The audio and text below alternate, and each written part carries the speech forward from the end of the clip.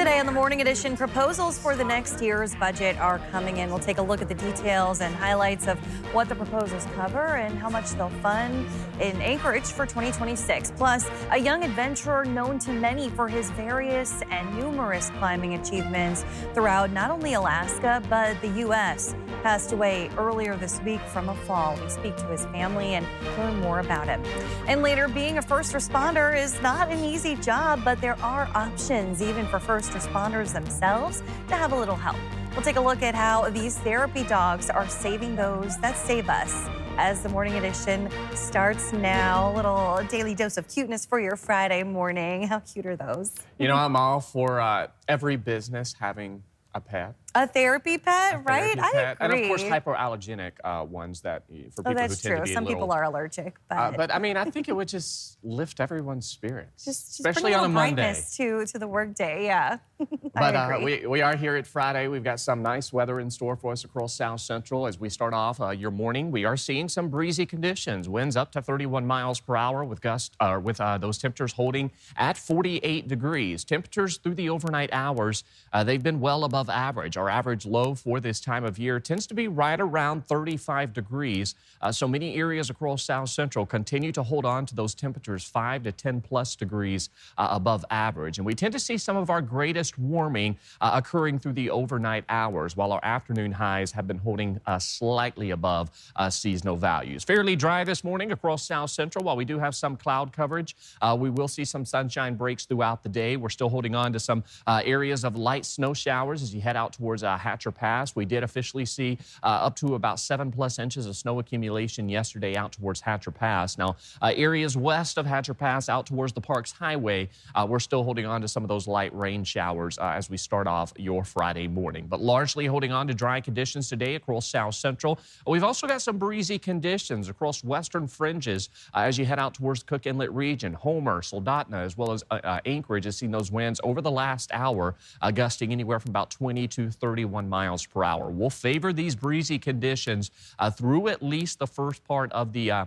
morning into the early afternoon, and then those winds do begin to subside, and we'll see a nicer afternoon. Now, average highs around this time of year right around 50 degrees. So you can see throughout the day, we will warm above average, just about 5 degrees above average for many areas. Again, it's our overnight lows that continues to contribute to some of the greatest warming that we are seeing. Strong winds likely for the West Coast into the weekend. We could see gusts up to 50+ miles per hour, where we could see some coastal flooding and some overnight lows across the state. They'll also begin to creep upwards. I'll have more on that, what to expect as we welcome in the weekend and the 7-day forecast coming up.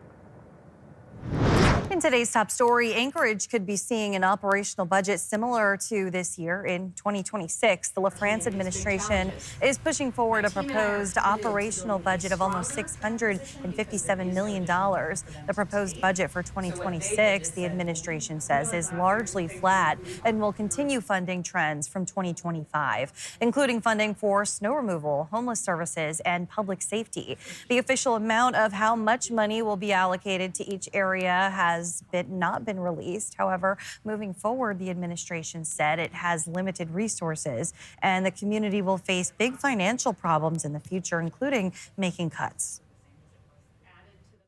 To answer your question, how long do we have before it impacts those core services? 2 years. Now, the administration also proposed a skinny bond package for 2026 of $48.9 million. The Assembly will vote on the budget in November. Joining us now is Adelmi Ruiz from the newsroom with the latest updates and details from local and regional headlines. Adelmi.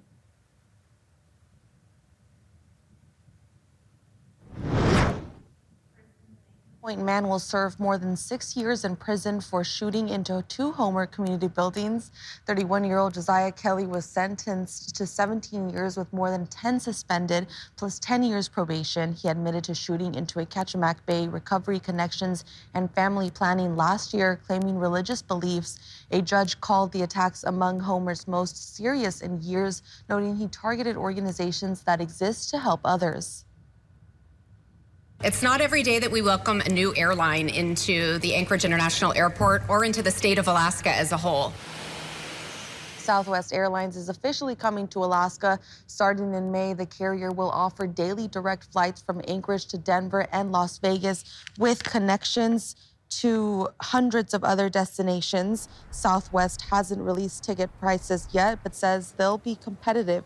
Tourism leaders call it a big win for visitors and for Alaskans looking for more options. Kristen.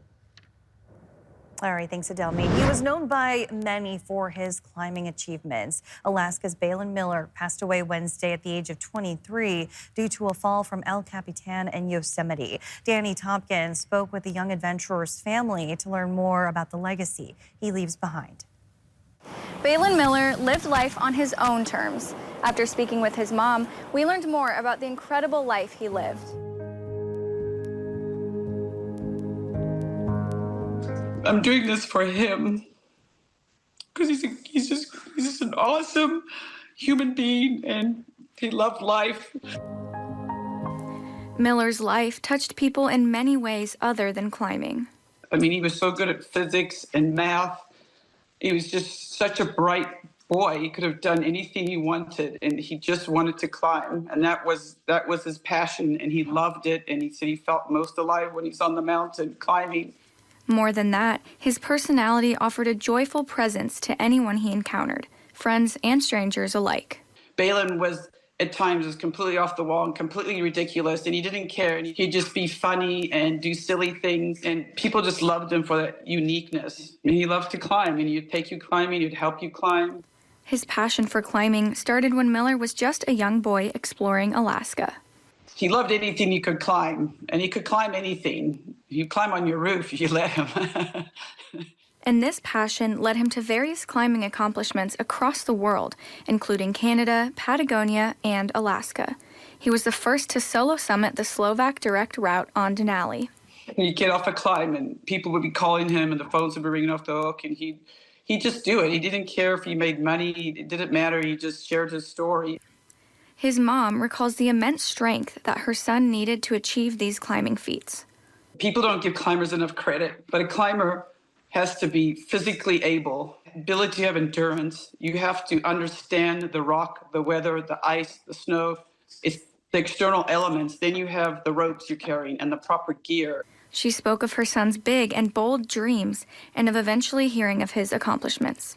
You know, I read a lot of stories, articles that people have written about him. Based on what other people tell me, they said that his skill set was beyond his generation. He was like a master at it. Above all, Miller's mom tries to find comfort in how he left this earth. But he did die doing what he loved, for sure.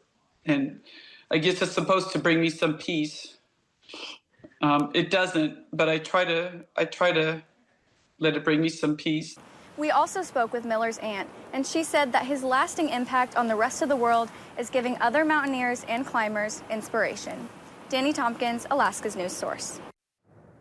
A former Anchorage mayor announces his bid for governor. Dave Bronson was in Fairbanks when he became the 13th person to announce his run.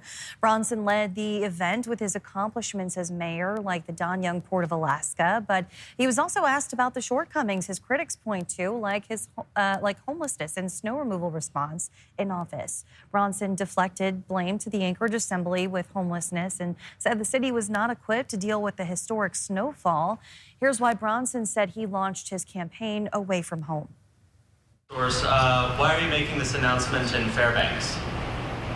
Well, it seems to me, even though I'm a citizen of Anchorage and I love my city dearly,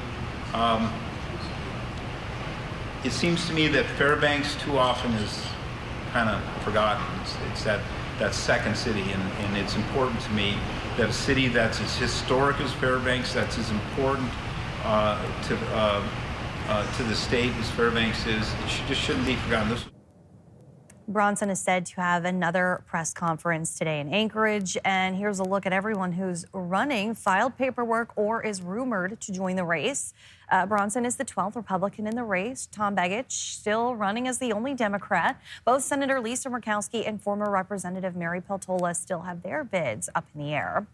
This morning's dusting of snow on the mountains is getting some folks in Anchorage excited. Joe Allgood has a story. Well, the snow has reached flat top, and pretty soon it'll be in the Anchorage Bowl. And for some, the sooner, the better. I'm excited. After last winter and kind of the lack of winter that we had, we're excited to see the snow start creeping down the hill and ready to start getting thinking about winter. The slopes are still grassy, but that hasn't stopped the staff from getting ready. We're getting guns prepped for snowmaking, and winter programming is starting up here. Our lessons go live next week for folks to be able to purchase online. Season passes are already up and on sale, so I'm excited about that and what's coming here in the next few weeks as it gets colder. It's impossible to know when the first flakes will reach the Anchorage Bowl, but for snow sport enthusiasts, today's dusting means anything but terminate. I would like to see some snow in the next 2 weeks. Maybe it doesn't stick around, but I'd like to at least see some. That always gets people excited. They buy passes. We get them excited for winter, and I think that's what we'd really like to see. But honestly, snow in the mountains, we're happy about that too. Obviously, the folks at Hilltop are at the mercy of the weather, so they can't put an exact date on when they'll open, but they say they're shooting for Thanksgiving at the latest. Joe Allgood, Alaska's news source.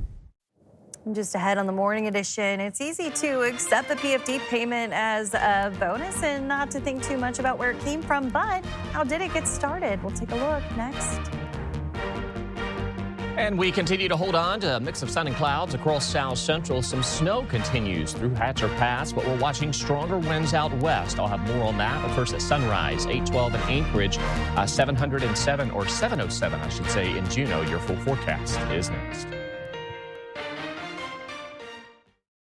Welcome back. 14 minutes past the hour on this Friday morning. Aaron, what are we looking forward to this weekend weather-wise? Well, we are watching some rain returning to South Central into the weekend. We've also expected to see some strong winds for areas of western and southwest Alaska, where we are going to be watching for some coastal flooding and high surf concerns. Now, temperatures also will warm as we welcome in the weekend and next week. In fact, a good portion of the state will see a significant surge towards warmer weather as we are going to see a stormier weather pattern take place across the western Alaska through the Aleutians and the Bering Sea, and that will drive in some of those warmer conditions. There is a ridge to our south. We've got an area of low pressure out towards the northwest Arctic Burrow, but the system that we're watching is still out towards the western Aleutians. This incoming storm will drive in warmer weather, more rain to be expected, and some strong winds. Now, while we're still seeing some areas of wintry mix across the interior, as this system moves in, we'll see a transition to all rain as we welcome in the weekend, as those temperatures through the overnight hours will climb back above freezing